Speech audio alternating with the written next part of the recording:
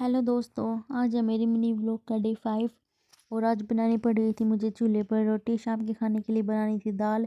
तेल में ज़ीरा गरम करके उसमें डाल दिए थे कटे हुए टमाटर और हरी मिर्च। उनको अच्छे से मिलाने के बाद उसमें डाल दी थी उबली हुई दाल। और दाल में हमने पहले ही सारे मसाले ऑलरेडी डाल रखे थे, इसलिए उसमें वो एक बॉईल आने के बाद उसमें डाल दिया था हमने कटा हुआ हरा धनिया। दाल बनकर हो गई थी बिल्कुल रेडी। इसके साथ बना दिया था चावल।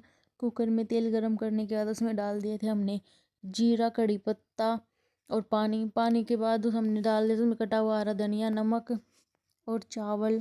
ऊपर से 1 गिलास पानी और डालकर उसको बंद कर दिया। 2 सीटी लगने के बाद चावल हमारे बन के हो गए थे बिल्कुल रेडी।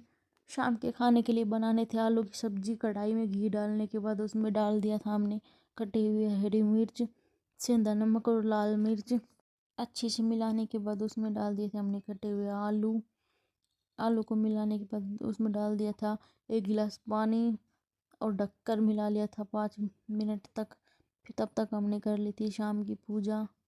अच्छे से पूजा करने के बाद सब्जी भी बनकर हो गई थी बिल्कुल रेडी। उसमें डाल दिया था ऊपर से हरा धनिया। फिर बना लेते हैं सभी के लिए चूल्हे की रोटी।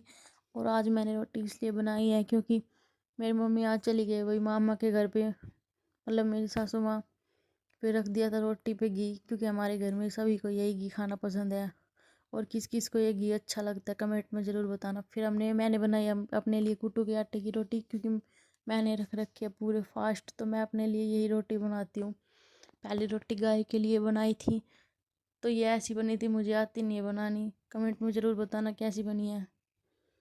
सारी रोटी बनाने के बाद मैं खाने लग गई थी। चलो मिलते हैं नेक्स्ट ब्लॉग में। Bye bye.